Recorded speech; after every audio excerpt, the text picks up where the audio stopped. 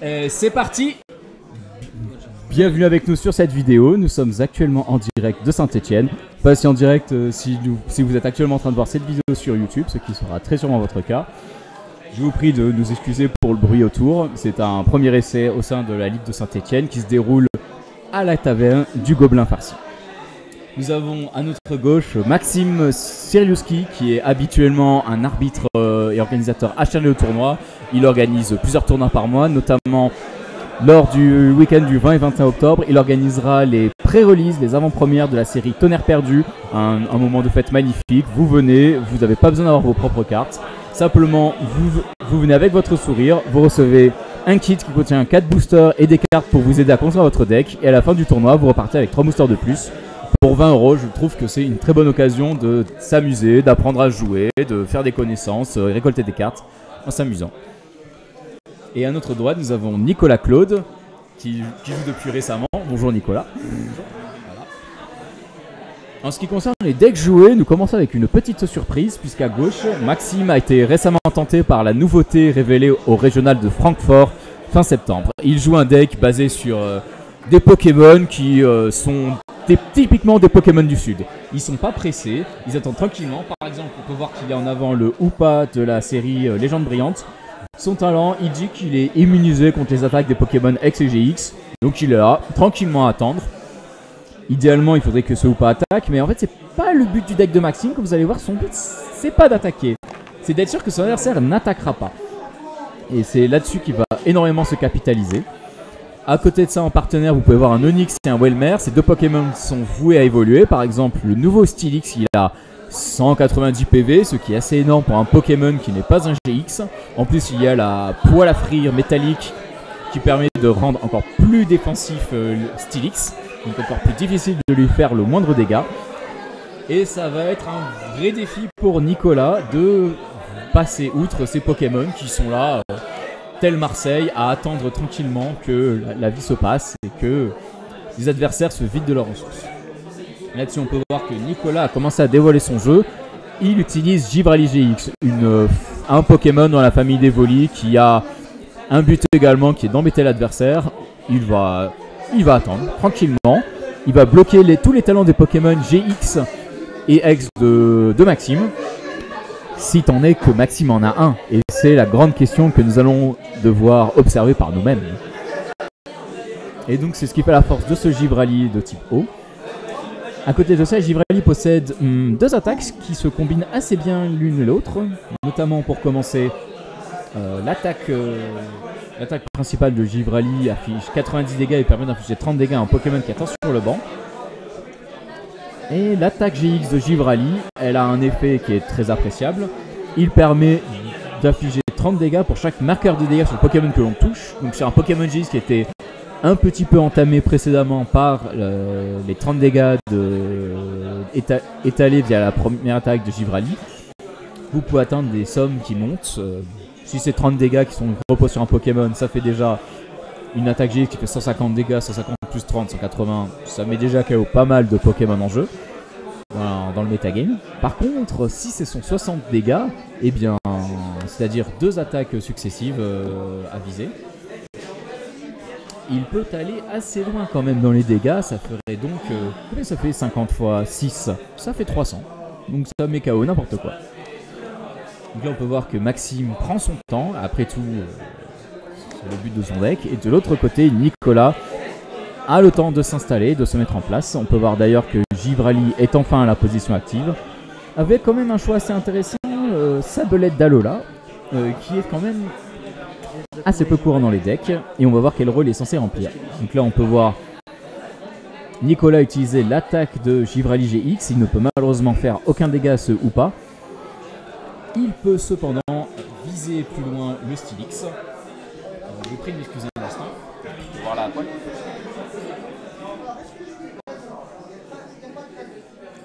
Il subit 30 dégâts de moins provenant des attaques de votre adversaire, donc il ne se prend pas les 30 dégâts de la visée de Givrali.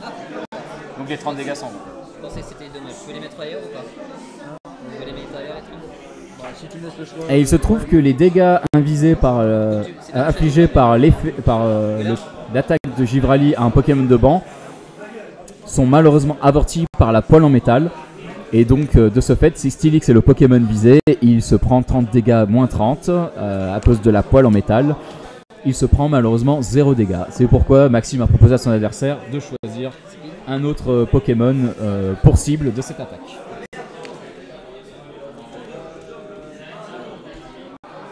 Donc là-dessus, Maxime continue sa stratégie qui est de ne pas attaquer, très pacifique, il attend. Alors, Maxime est-il un sudiste ou un politicien? La question est grande ouverte.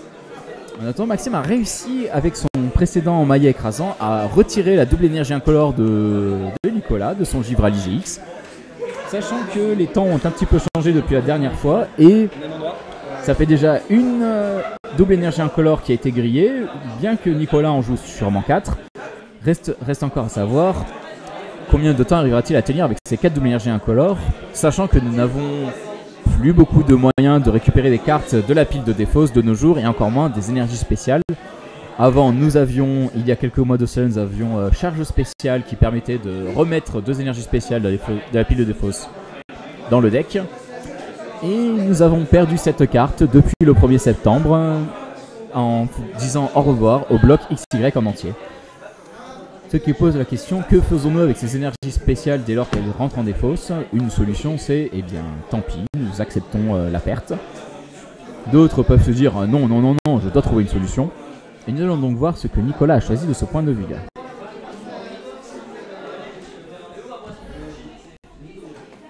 Dans ce temps, on peut voir que Maxime est dans une réflexion très poussée sur quel est son futur, bien qu'il ait 2 Steelix sac à patate en jeu et son Hoopa qui reste complètement intouchable, tel le film. En attendant, son petit Welmer peut se faire user à petit feu. Et Welmer a beau avoir 120 PV, ce qui est impressionnant pour un Pokémon voué à évoluer. Il serait quand même bien que ce Pokémon évolue pour devenir un Wailord à 220 PV. Ce qui est massif, extrêmement massif. Et dire qu'il y a 15 ans de cela, il y avait un Wailord X qui avait 220 PV et de nos jours, Wailord tout court à 220 PV, sans être un GX. Personnellement, je trouve ça assez effrayant à quel point c'est un sac à PV.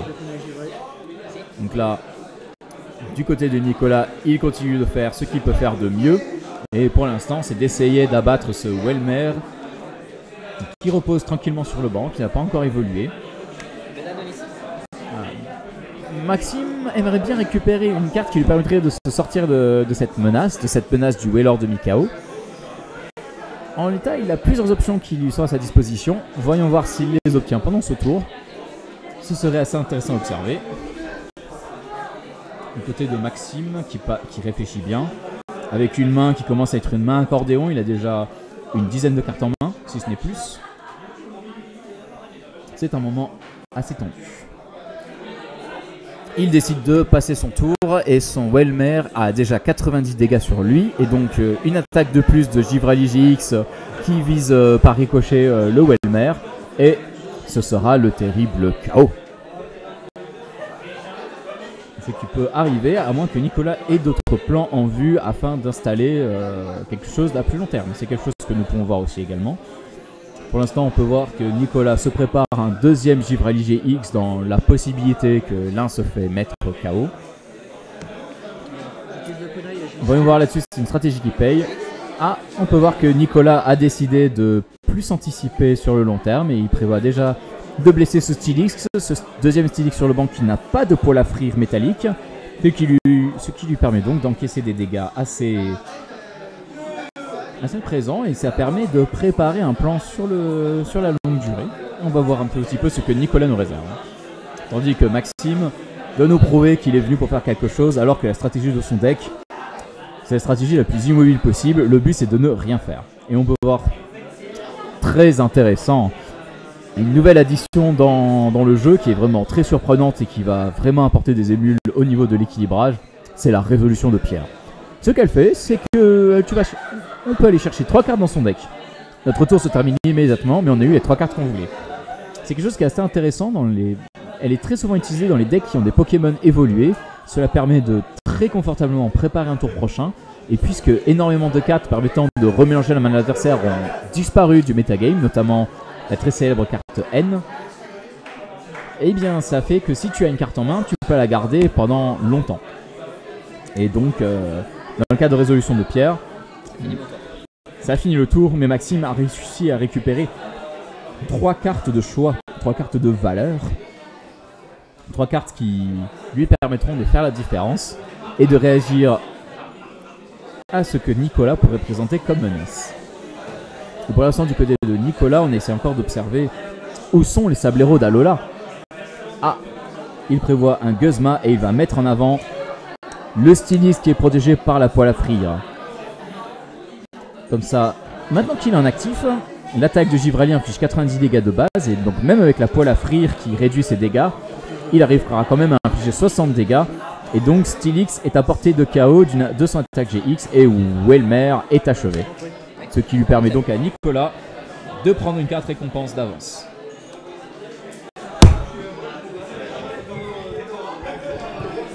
Voilà, du côté de Maxime, il ne se laisse pas abattre. Il est toujours là avec toujours son Hoopa qui est impénétrable de la part de Givrali. Il a réussi à trouver une poêle à frire pour protéger son autre Steelix. Et là maintenant, on commence les choses. Ah, une petite civière pour récupérer Wellmer. Il se trouve peut-être que Maxime avait anticipé la chute de la baleine. Enfin du baleineau en attendant, il est encore assez petit. Et qu'est-ce qu'il prépare en jeu? Là-dessus, il y a vraiment plusieurs possibilités. Déjà la chapelle des châtiments. Un choix assez intéressant qui prend tout son sens dans le deck de Maxime, qui est très passif, qui est concentré sur la patience et sur le fait de faire perdre les moyens de l'adversaire à petit feu. Étant donné que Nicolas repose sur les Pokémon GX pour attaquer, c'est un bon moyen de l'attaquer par de retourner sa force en faiblesse. C'est ainsi que la chapelle des châtiments va poser des petits marqueurs progressivement 10 dégâts par 10 dégâts à chaque fois qu'un tour se termine. Et Maxime décide d'utiliser Lévitassia pour son deuxième effet, celui d'échanger son Pokémon actif. Et donc il remet devant un Hoopa complètement agnostique, complètement ignorant de tout ce que peut lui faire Givrali. Et ce qui fait que Maxime va continuer d'amortir les dégâts de façon spectaculaire, tout en utilisant cette chapelle des châtiments. Et c'est là que Nicolas va devoir nous étonner, car généralement les decks Givrali ont besoin de beaucoup de ressources différentes pour se mettre en place, et donc n'a pas forcément la place pour une carte stade.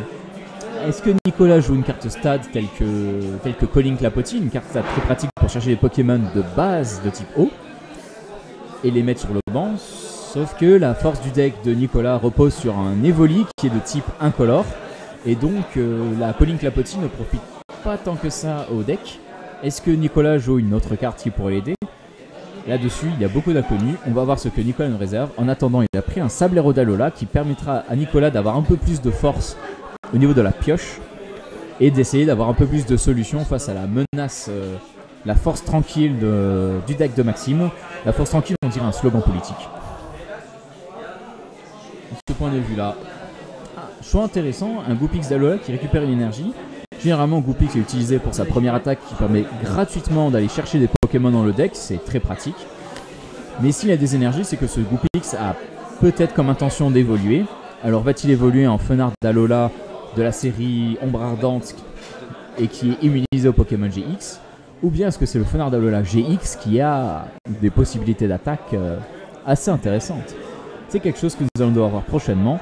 En attendant, Maxime a réussi à faire évoluer son Wellmer en Wellord à 220 PV, quelque chose d'assez mastoc, assez impressionnant, une puissance de la nature, le fond des océans se réveille. Et Maxime, toujours en force tranquille, c'est-à-dire en force marseillaise, force du sud, tout ce que vous voulez, décide de continuer dans la lancée. Il va récupérer 3 prochaines cartes pour bien embêter Nicolas dans les prochains tours. Et il reste dans son sérieux le plus stoïque possible, tout en se disant dans sa tête « Je vais lui polluer la vie à ce Nicolas, moi !»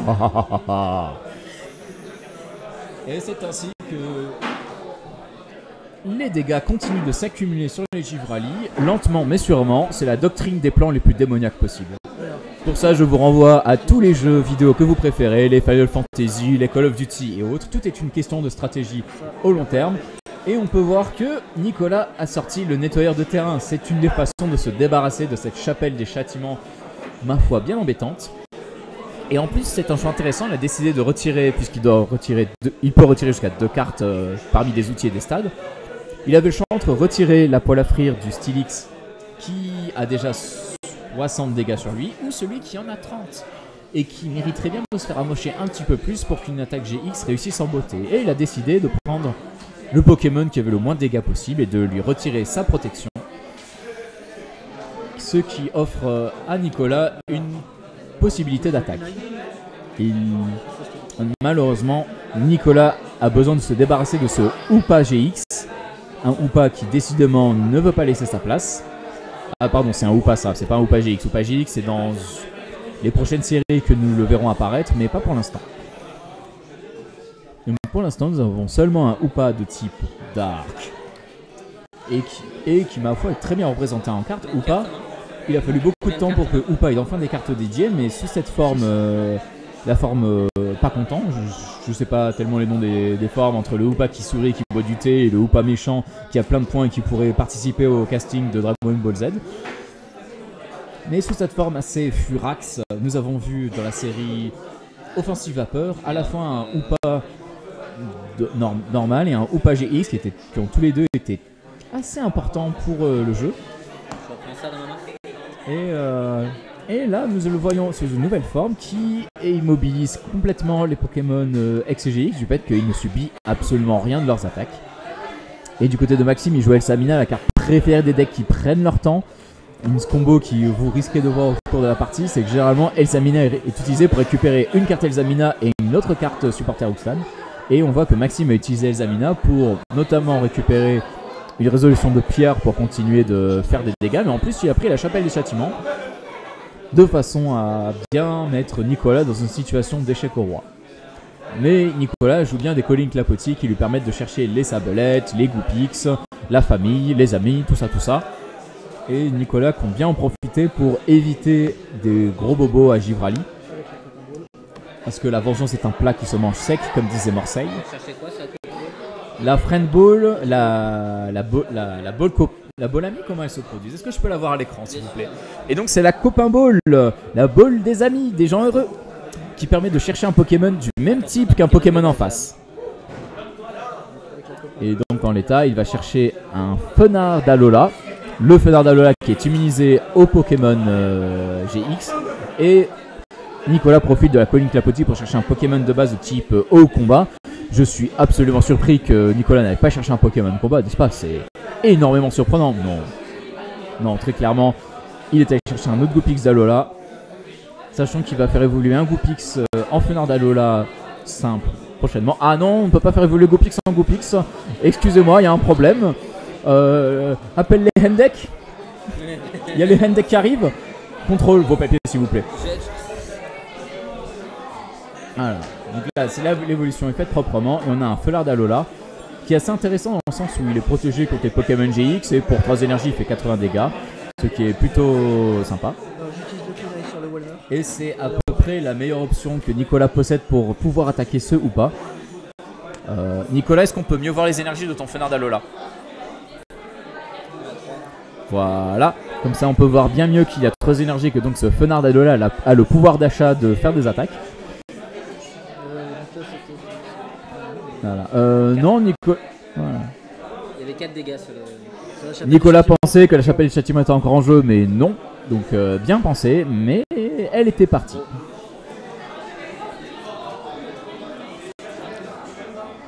Juste excusez-moi un instant. Pourquoi il a un 4? Merde. C'est soit 3 soit 6. Il était à 3. C'est soit 3 soit 6. Ah oui, c'est un 6. C'est la chapelle de châtiment. Je pensais que c'était un GX. Chers joueurs, je vous prie de nous excuser pour ces 2 contretemps où les règles sont un petit peu oubliées. Le jeu de cartes Pokémon se part sur des règles qui sont assez simples de base. Maintenant, c'est à quel point est-il facile de se souvenir des règles tout en ayant énormément d'effets qui mélangent un peu la situation. Et en plus, la configuration actuelle fait que je suis à côté des joueurs et donc ils entendent mon baratin incessant tandis qu'ils essayent de réfléchir à la stratégie. Surtout la stratégie très épuisante de Maxime qui est de ne jamais rien faire. Tel un politique. tel un étudiant du bureau des élèves, du BDE. On peut voir que Maxime est aussi actif que les animateurs, que les responsables de week-end d'intégration. C'est ainsi que Maxime, il a plus d'une chapelle dans son sac. Et il a un Tocopillon, c'est le Tocopillon de la série Ultra Prisme, qui est là pour de multiples raisons. Premièrement, sa deuxième attaque qui permet de redistribuer tous les marqueurs de dégâts qui sont en jeu sur le terrain adverse, dans le sens où beaucoup de dégâts ont fini par s'accumuler au fil du temps avec la chapelle des châtiments, et puisque l'adversaire va prendre des KO au fil de la partie, cela permettra à Maxime d'utiliser l'énergie riposte, une carte énergie qui fait que si on est en train de perdre par rapport au nombre de récompenses restantes, d'un coup cette énergie vaut 2 énergies de n'importe quel type, donc ce qui débloque beaucoup de possibilités d'attaque et donc permet d'utiliser l'attaque de Tocopillon. Maintenant, Tocopillon a aussi une première attaque qui est assez intéressante, dans le sens où la première attaque de Tocopillon affiche 20 dégâts pour chaque énergie sur le Pokémon qui se fait attaquer. Et en ce moment, il y a un certain Rayquaza GX qui aime accumuler les énergies sur lui et qui a une faiblesse fée. Et donc, pour 3 énergies sur Rayquaza GX, le minimum syndical pour faire l'attaque de Rayquaza GX, et un bandeau choix, cela permet à Tocopillon d'infliger 60 dégâts plus le bandeau choix 90, x2 avec la faiblesse 180, le KO fatal. Là, on peut voir du côté de Nicolas, il a réussi à sortir un Guzma qui lui permet donc de ramener en avant le Stylix. Le Stylix qui est protégé, c'est un choix assez étonnant. Il faut croire que Nicolas va absolument épuiser ce Stylix qui est peut-être une poêle à frire et qui risque de l'embêter sur le long terme, tout en amochant l'autre Stylix qui n'a plus de poêle à frire et qui ne risque pas d'en avoir pendant un petit moment, parce que les poêles à frire ne sont malheureusement pas très centrales dans la stratégie du deck de Maxime, puisque Maxime possède également une autre carte dans son deck qui s'appelle les haltères de musculation, qui donne un Pokémon de niveau 1 40 PV de plus, et donc elles sont utilisables aussi bien sur Wailord que sur Stylix. C'est donc une carte plus polyvalente. Et on peut voir que Maxime a une possibilité. C'est mieux. Il utilise 2 potions max au sein du tour pour nettoyer ses Stylix. Ils sont blancs, propres, comme si vous avez passé de la javel sur votre sol. Plus propre tu meurs. Ils sont donc complètement nettoyés. D'ailleurs, ça tombe bien, le métal, il faut l'entretenir. Et c'est ce que Maxime fait. Et d'ailleurs, il profite aussi d'un Guzma qui permet de choisir quel Pokémon adversaire passe en actif, mais qui te demande de changer de Pokémon actif toi aussi. Ce qui arrange très bien Maxime, puisque son effet voulu, c'est de remettre ou pas devant. Mais il en profite pour mettre devant un Sablero d'Alola qui n'a aucune énergie, qui a besoin de minimum 3 énergies pour attaquer et de 2 pour battre en retraite. Ce qui fait que Nicolas va devoir utiliser de la ressource pour mettre ce Sablero d'Alola sur le banc à nouveau, ce qui permettra à Maxime de gagner plusieurs temps. Mais d'ailleurs, je parle de gagner du temps. Mais qu'est-ce que Maxime attend à la fin du jeu? Eh bien, c'est très simple. Il attend que son adversaire vide son deck. C'est la stratégie de Maxime. Il n'attaque pas, il utilise les cartes qui sont en sa possession pour ralentir l'adversaire, lui forcer à chercher plus loin dans son deck des cartes et donc de pousser de plus en plus vite à sa perte. En gros, c'est très simple. Supposons que Nicolas ait le capitalisme. Le but de Maxime, en bon anticapitaliste, c'est de forcer le capitalisme à user toutes ses ressources et de finir à sec. Tandis qu'en attendant, la ZAD de Notre-Dame-des-Landes va reprendre le pouvoir et se développer. Voilà une petite allégorie de comment le deck de Maxime s'interprète. Ça a l'air très rigolo comme ça, mais en vrai, beaucoup de joueurs n'aiment pas affronter ou pas Stylix et Wailord, un deck qui est très passif et qui dit bon, tu te prends des dégâts tout seul comme un grand, à toi. C'est quelque chose qui est assez mordant. En attendant, Nicolas a besoin de ressources pour lutter. Malheureusement, Nicolas ne veut pas avoir un Sablero en actif, ce serait assez embêtant pour lui. Et donc, il décide de creuser un peu plus dans son deck, accomplissant la prophétie, je veux dire la stratégie de Maxime. Et donc, Nicolas a pris... Combien de cartes a pris Nicolas? Il en a pris 6, c'est très bien.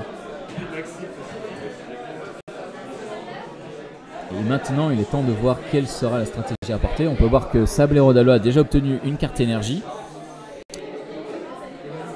C'est une carte énergie.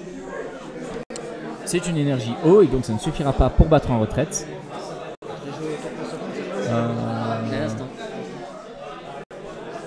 Donc là, c'est le moment pour Nicolas de réfléchir. Que va-t-il faire? Que pouvons-nous faire? Disons que c'est une situation assez embêtante dans le sens où habituellement, le but à Pokémon, c'est de mettre KO d'autres Pokémon. C'est à peu près 2 conditions de victoire Pokémon sur 3 sont sur le fait de mettre KO.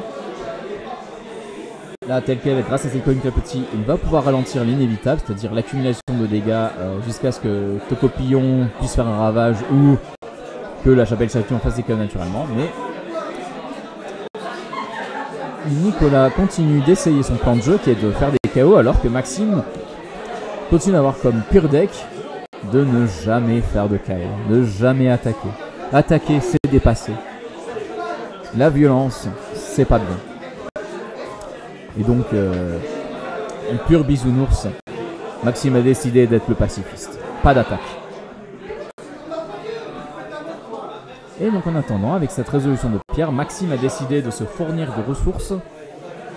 Il faut voir encore lesquelles il va essayer d'obtenir. Pour l'instant, nous allons voir tout de suite est-ce qu'il va nous faire un coup de Trafalgar ou s'il va simplement patienter. Parce qu'après tout, la résolution de pierre elle fait terminer le tour. Mais dans le cas de Maxime, il n'allait pas attaquer de toute façon. Alors, quel effet ça fait? C'est juste qu'il a joué son carte supporter.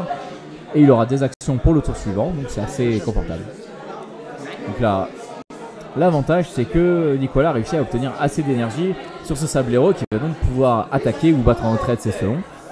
Et on peut voir d'ailleurs que Sablero peut infliger 50 dégâts et retourner sur le banc. Donc ce sont des possibilités d'attaque assez intéressantes. Oui, vous ne rêvez pas, les Givraliers ont réussi à avoir peu de dégâts.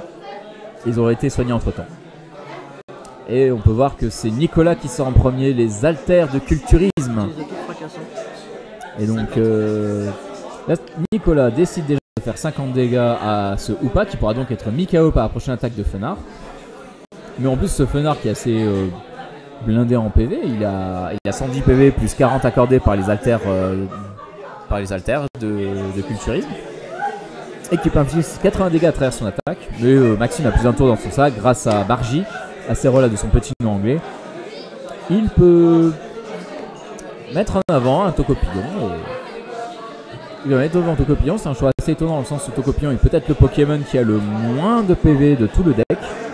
Mais Tocopillon a sa première attaque qui peut faire du dégât et notamment Tocopillon peut infliger 20 dégâts pour chaque énergie sur Fenard. Fenard a 3 énergies haut. Il y aura donc un petit 60 dégâts préliminaires. Et puis Tocopillon peut toujours battre en retraite si nécessaire, c'est aussi une autre option. À moins que Maxime ait encore une autre Margie dans sa main, qui lui permettra, Tocopillon étant blessé, de remettre son Tocopillon dans la main, ainsi que l'énergie multicolore. On peut voir ça, il a quand même beaucoup d'options. C'est l'avantage quand le but du deck n'est pas d'attaquer, c'est que cela réserve beaucoup de cartes pour différentes options, juste pour embêter l'adversaire. Et c'est ça qui fait plaisir. Donc, Maxime hésite, Maxime exit. Que va-t-il faire? Il va faire 20. Est-ce que Maxime hésite ou est-ce que Maxime exit?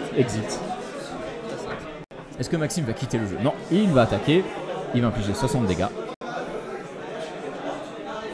Et la suite continue pour Nicolas, qui va devoir nous étonner avec un plan de jeu. Sachant que Nicolas n'a, au premier abord, n'a aucun moyen d'infliger 100 dégâts en un tour. 100 dégâts, c'est ce qui suffira à mettre KO ce Tocopillon GX. Tocopillon tout court, je vous prie de m'excuser. En l'état, Fenard, il n'y a aucun outil qui permettrait de booster les dégâts de Fenard. Mais le plan de Nicolas, c'est de battre en retraite. Il a donc attaché une énergie haut à son Fenard juste pour battre en retraite avec. Il remet devant un Givrali GX. Et donc il semblerait que Nicolas décide de repasser l'offensive avec un Pokémon GX, c'est-à-dire avec un Pokémon que Hoopa peut ralentir. Sauf que la puissance d'attaque de Hoopa est plus forte bien entendu. Et c'est le moment de décision. Donc, 6, 3, il a 9, il a 100. Donc là on place les dégâts, donc Tocopillon passe de 10 dégâts sur lui à 100 dégâts. À 10 dégâts, je veux dire, donc 100 dégâts, voilà. Nicolas, est-ce que je peux voir les énergies sur tous tes Pokémon proprement? ainsi que les outils attachés. Merci.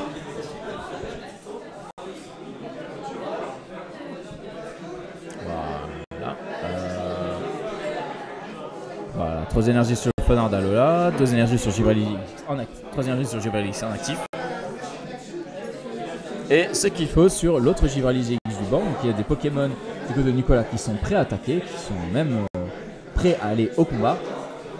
La question est quand est-ce qu'ils pourront aller au combat. C'est là que Maxime pose une colle, puisque ils ont quand même déjà bien avancé au cours de la partie.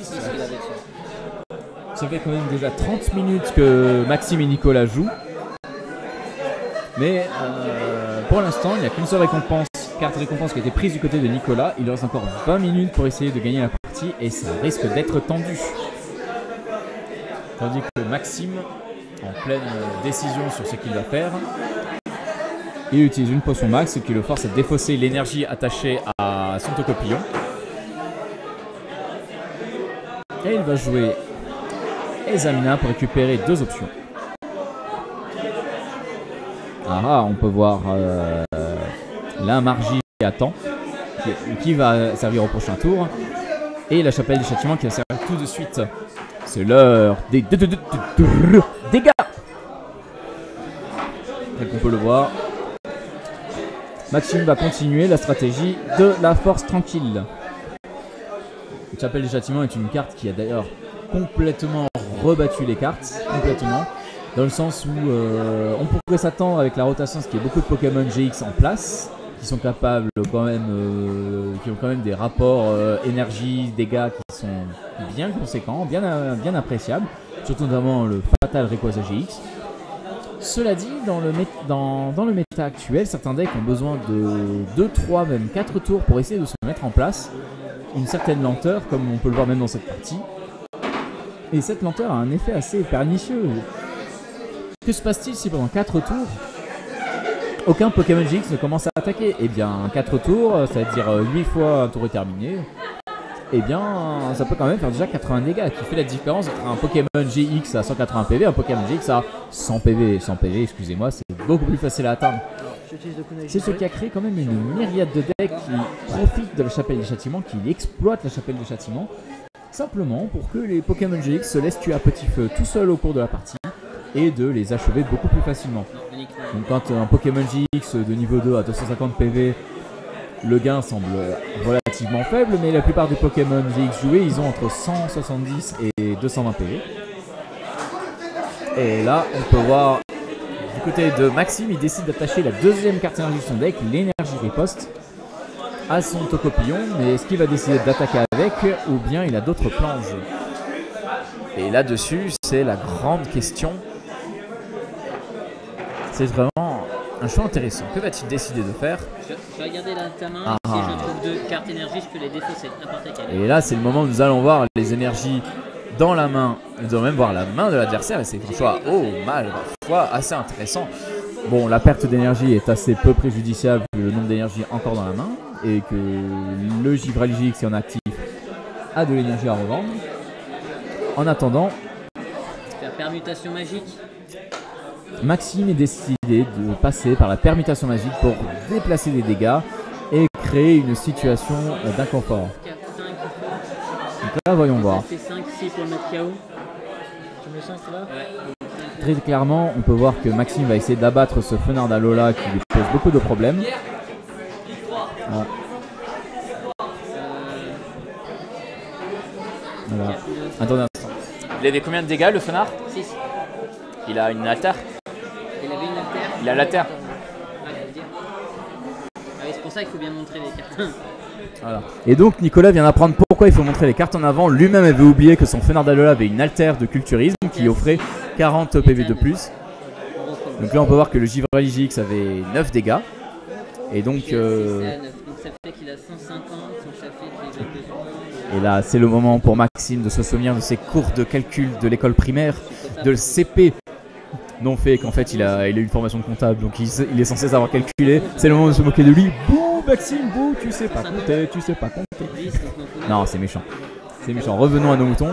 Il décide de dépasser les 9 marqueurs de dégâts de Givralix GX sur le Fenard, ce qui mène au KO, proprement cette fois. Et les dégâts de ce Givrali, où est-ce qu'ils vont? Eh bien, ils vont aller sur un Sablero d'Alola qui sera plus facile à abattre. Ce qui, en attendant, Maxime prend une récompense, ce qui est tout à fait accessoire. Mais surtout, c'est là que ça fait fort, c'est que Fenard d'Alola était une option pour attaquer. Et maintenant, les options pour attaquer sont beaucoup plus réduites pour attaquer ce Hoopa. Parce que, supposons que Nicolas réussisse à mettre KO tous les Pokémon de Maxime, qui ne sont autres que Hoopa, il restera toujours Hoopa en jeu, qui sera très difficile à mettre KO dans le sens où Sablero d'Alola sera le seul Pokémon restant. Les énergies, après tout, c'est comme le temps, ça presse, ça se vide, ça défile, et ça va être assez tendu. Du côté de Nicolas, il décide de continuer. Il a toujours besoin de continuer de se développer, c'est tel du capitalisme, tu as toujours besoin de te projeter dans le turfu et de prévoir tes prochaines ressources, tes prochains coups, tes prochains tours, tout. Il faut être toujours prêt à l'affût. Et là-dessus, c'est exactement ce que fait Nicolas en utilisant le Cynthia pour se redonner des nouvelles options.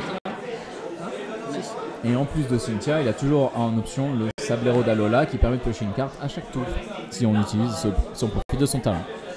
C'est le moment. Ah, Nicolas décide de récupérer le Fenard d'Alola, ayant bien compris que c'est une épine dans le pied de Maxime, il a décidé de le récupérer. Puisque Fenard d'Alola a une meilleure puissance de feu et une meilleure capacité d'attaque que Sablero d'Alola à énergie égale. Excusez-moi, entre 50 dégâts et 80 dégâts, pour le même coup, pour exactement le même coup, faut pas pousser mémé dans les Smarties. Mais Nicolas, c'est un coup assez intéressant. Il décide de cacher son Givrali sur le banc. Et d'envoyer Sablero devant. C'est un coup assez surprenant. On va voir un petit peu ce qu'il réserve, sachant que Tocopillon n'est pas protégé des Pokémon GX du tout. Il s'est déjà pris une attaque, donc c'est un choix qui soulève des questions. Mais il faut croire qu'il a décidé de faire un petit coup de Trafalgar et de changer de Givrali pour essayer de mettre devant celui qui a moins de dégâts. Non, bien au contraire, puisque le Givrali qui vient de quitter le poste avait peu de dégâts. Ah non, c'était un 1 plutôt qu'un 7, donc effectivement les deux Givrali ont le même nombre de dégâts, ils ont également des énergies. Est-ce qu'on pourrait voir les énergies du Givrali actif? Voilà, merci.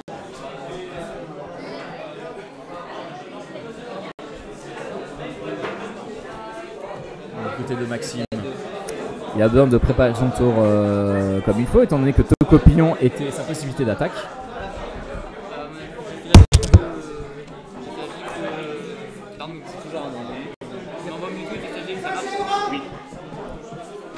Vous pouvez m'excuser, il y avait un point de règle vis-à-vis de Necrozma Chauve-souris GX face à Mewtwo GX, étant donné que c'est une petite interaction assez tendue, étant donné que quand on utilise l'attaque GX de Necrozma Chauve-souris, j'oublie son nom complet, il est trop long, trop embêtant.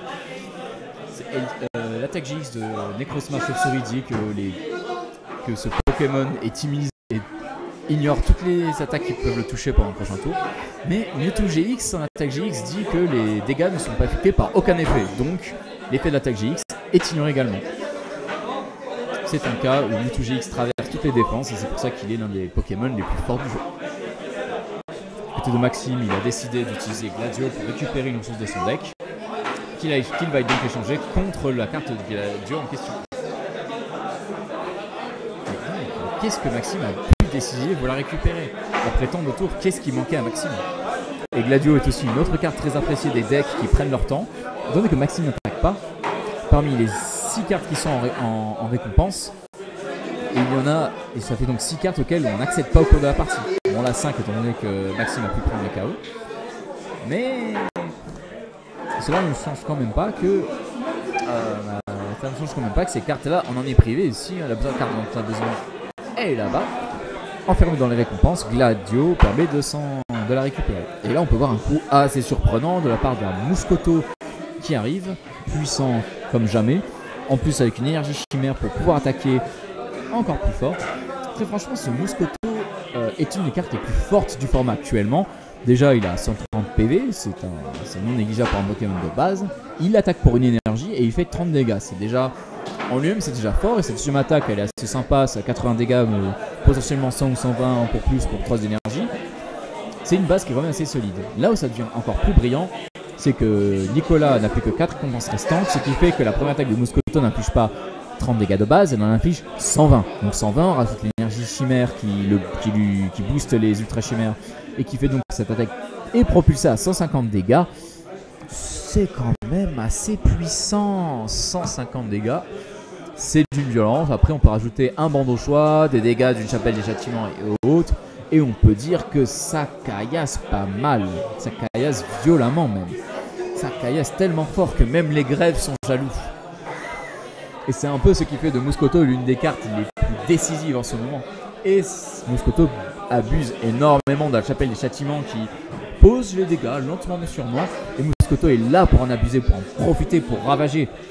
Et si l'adversaire réussit à mettre KO à Mouscoto ou à repasser à moins de 4 récompenses, eh bien les dégâts continuent de s'accumuler grâce à la chapelle des châtiments. Et Mouscoto, bien qu'infligeant moins de dégâts, il continue de profiter d'un panel incroyable pour se booster les dégâts.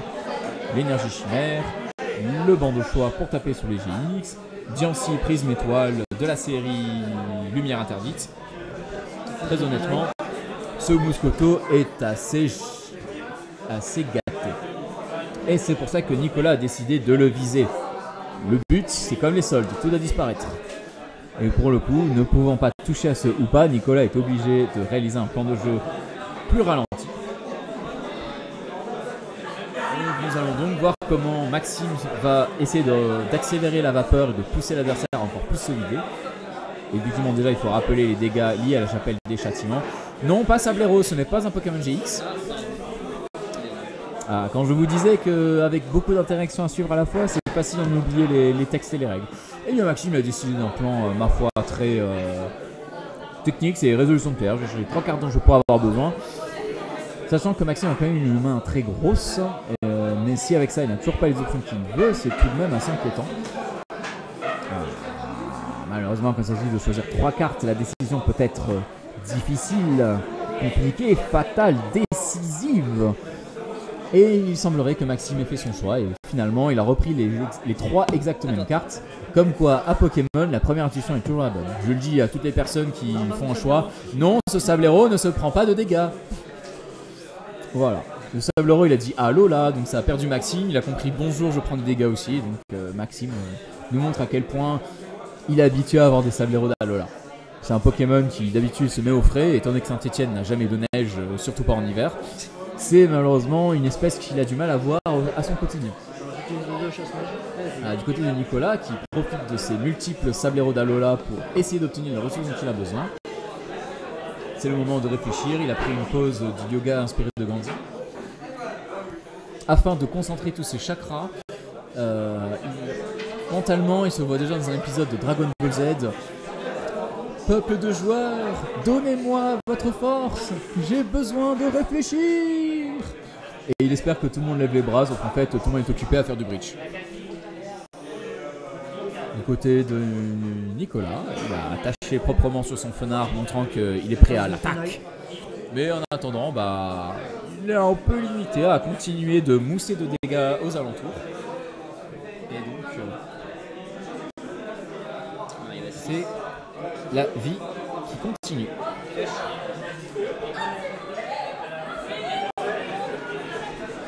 On va voir du côté. Ah, 2 mailles améliorées d'un coup. Bim bam boum. On va voir les énergies. Feulard d'Alola est privé d'attaque. Sablero d'Alola est privé d'attaque. Légion d'Alola sont privés d'attaque. T'es privé d'attaque. T'es privé d'attaque. Vous êtes tous privés d'attaque. Et le seul qui peut encore attaquer, c'est un Givrali GX qui ne fait rien à Oupa. Bravo. Merci Macron. On peut voir par là que Maxime continue de réfléchir. Je vous prie de nous excuser pour cette interruption. Heureusement, nous touchons bientôt à la fin du match. On peut voir du côté de Maxime qu'il a continué sa bonne vieille stratégie de l'immobilisme. La stratégie préférée de la France profonde. Et de ce qu'on peut voir, Nicolas réfléchit fermement. Il lui reste une carte dans son deck. Il a besoin de sortir une idée de son chapeau. sachant que les dégâts continuent de s'accumuler sur la chapelle des via la chapelle des châtiments sur ces Pokémon GX, mais c'est assez notoire dans le sens où l'énergie chimère actuellement attachée à Maxime est sûrement la dernière énergie de son deck, ce qui n'est pas très grave là-dessus. On peut voir que que Nicolas a besoin de prendre une décision maintenant, et donc que va-t-il faire?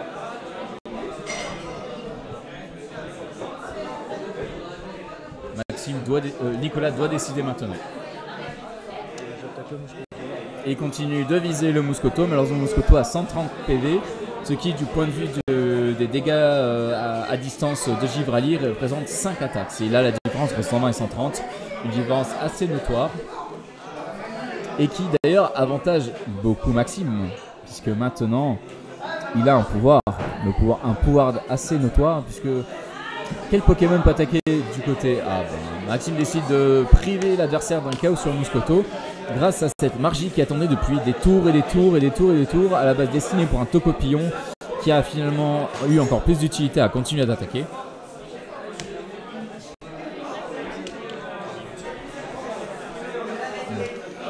Et donc de ce côté-là, Maxime continue sa stratégie de la patiente et il n'y a plus une seule carte dans le deck. Que va faire Nicolas? Le mystère bétantier. Les dégâts continuent de s'accumuler à travers la chapelle des châtiments. Finalement, un stade qui est, comme son nom l'indique, est énormément punitif. On peut déjà, si on devait compter les dégâts qui ont été posés à travers ce stade, rien qu'au cours de la partie, sur seulement 2 Pokémon GX, il y en a eu bien assez pour mettre KO les 2 Givrali. Heureusement qu'il y a eu des possibilités de soins. Malheureusement, il y a eu Tocopillon qui a déplacé des dégâts pour faire le méchant. Et donc, Nicolas, il remet des cartes dans son deck. Nicolas continue avec sa civière. Il a donc le choix entre récupérer un Pokémon de la pile de Fosse et le mettre dans sa main, ou mélanger 3 Pokémon de sa pile de Fosse pour les mettre dans le deck. Oui, ça fonctionne. C'est juste quand Sauf tu que récupères un seul. Est-ce qu'on peut voir le Pokémon qui a été mis dans le deck? Oui. Parce que le public veut savoir. Eh bien, c'est un Goupix, le seul Pokémon dans le deck. Donc il y en a un qui a été remis, mais ça fait un deck très petit. Et c'est un tour. Et donc que va faire Nicolas ensuite?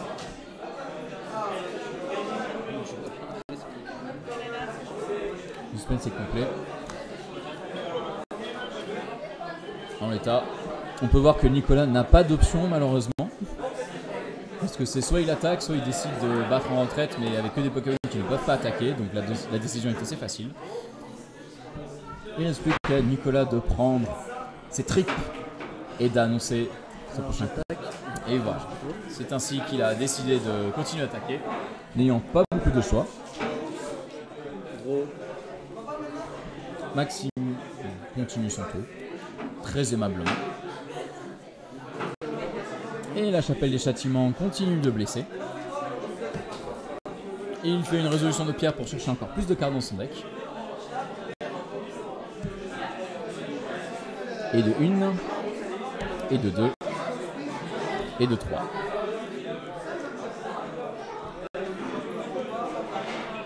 Et c'est le time. Le tour se termine donc pendant le tour de Maxime, tour 0.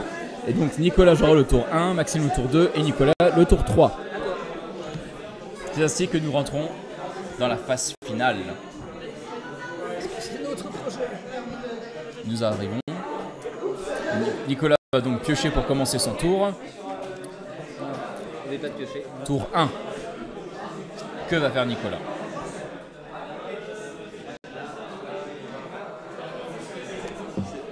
Un Guzma pour mettre devant Mouscoto. Mais qui va-t-il mettre en échange?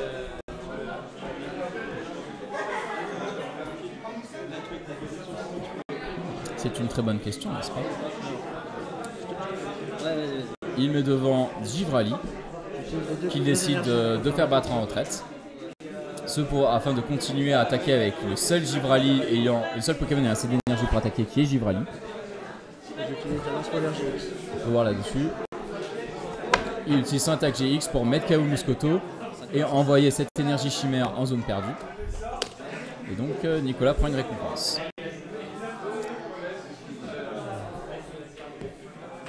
Maxime va donc commencer son deuxième tour avec toujours la chapelle des châtiments qui place des dégâts. C'est assez violent tout de même.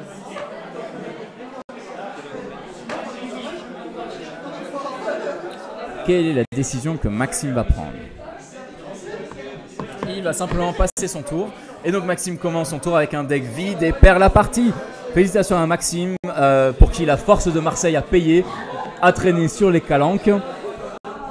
Cela lui a accordé la victoire et donc Maxime a gagné. Merci d'avoir suivi cette première ronde. On se retrouve pour la deuxième ronde du League Challenge de Saint-Etienne. On se retrouve dans un instant.